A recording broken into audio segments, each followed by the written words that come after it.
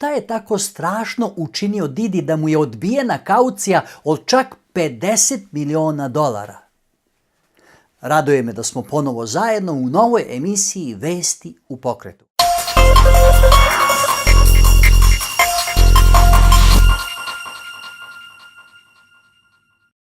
Za čega je optužen P. Diddy i kada će biti suđenje? Poznati reper, producent, lovac na talente Sean Combs, također poznat kao Puff Daddy i P. Diddy, uhapšen je 16. septembra u hotelu u Njujorku i treba da izađe na suđenje u maju sljedeće godine. U međuvremenu sedi u zatvoru jer mu je u više navrata odbijena kaucija. Combs, trostruki dobitnik Grammy-a i jedan od najuticajnijih hip-hop producenata u posljednje 3 decenije, suočava se sa talasom tužbi žena koje su ga optužile za seksualno zlostavljanje. Koje su optužbe? One se odnose na seksualnu trgovinu silom, prevarom ili prinudom, posjedovanje droge i vatrenog oružja, zaveru za reketiranje i drugo. Sve navedeno nosi minimalnu kaznu od 15 godina, pa sve do maksimalne kazne doživotnog zatvora. Šta su Combs i njegovi advokati rekli? On se izjasnio da nije kriv, a njegov advokat kaže da Diddy nije savršena osoba, ali nije kriminalac. S druge strane, advokati koji zastupaju tužitelje navode da je dugo očekivano hapšenje prvi korak za naše klijente da dobiju pravdu. Optužnica bi mogla i da se proširi jer se istražuje period 1991. do ove godine. Prema rečima advokata Tonija Basbija, više od 3280 ljudi kontaktiralo je njegovu firmu sa optužbama protiv Combsa. Naravno, mnogi mediji su nanjušili krv i krenuli u hajku na Didija.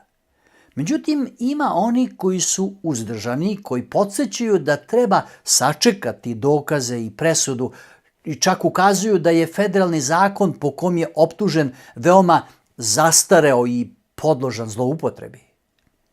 Vratimo se na početno pitanje. Zašto je odbijena tako visoka kaucija? Tužiteljica Emily Johnson je rekla sudiji da je Combs imao dugu istoriju zastrašivanja i tužitelja i svedoka, kao i da je njegov advokatski tim minimizirao i užasno podcenio njegovu sklonost nasilju. Mnogo toga će se još dešavati u narednim mesecima do suđenja i u toku njega. I znam da su mnogi ljudi, možda i vi, zauzeli određeni stav već sada. Međutim, ja ne želim niti da branim, niti da optužujem Combsa. Rade bih usmerio vašu pažnju na nas same. Na čega mislim? Na činjenicu da su svi ljudi podložni grehu i krivici, ali i da kroz pokajanje mogu naći oproštaj. Apostol Pavle kaže u Rimljanima poslanici, jer svi sagrešiše i izgubili su slavu Božju. Činjenica jeste da sada govorimo o javnoj ličnosti i da su optužbe velike. Ali ponovo naglašavam reči Svetog pisma da su svi sagrešili. Možda će neko od vas sada reći, ja nisam uradio nešto tako strašno. Mi ljudi delimo grehe na male i na velike. Bog ne radi tako. On zna da je svaki greh strašan. Dakle, svakome od nas potrebno je oproštenje.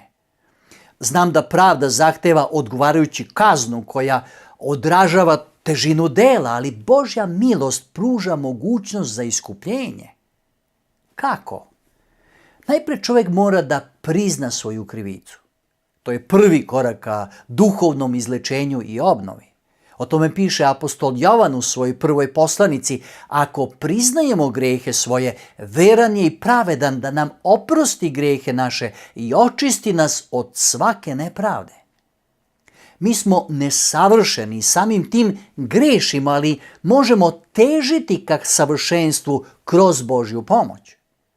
Zato nam je primjer Savle koji je bio čak progonitelj prvih hrišćana. Ali kada se sreo sa Hristom, on je priznao svoje grehe, a učestvovao je i u zatvaranju i u ubijanju tih ljudi.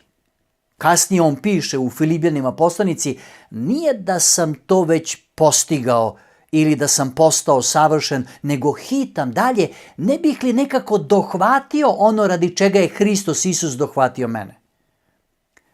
Znam da ako je pokajanje iskreno, ona mora da donese bol u duši, jer postajemo svesni zla koje smo učinili. Bol je, nažalost, deo ljudskog iskustva, ali kroz veru možemo pronaći utehu. A šta uraditi ako se nalazim ili ću se naći u takvim okolnostima? Razgovor i iskrenost. Otvoreno razgovaraj sa osobom uključenom u situaciju. Izvinjenje i oproštaj.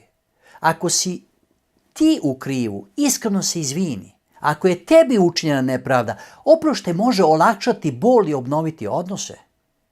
Treća strana, možda bi osoba kao posrednik mogla da pomogne u rešavanju sukoba. To može biti zajednički prijatelj.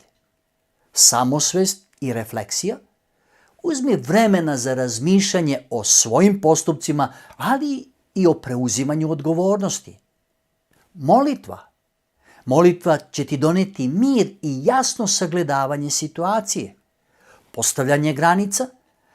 Ako situacija uključuje nasilje ili manipulaciju, postavi jasne granice kako bi zaštitio sebe i svoje emocionalno zdravlje. Pobeda nad zlom. Kako?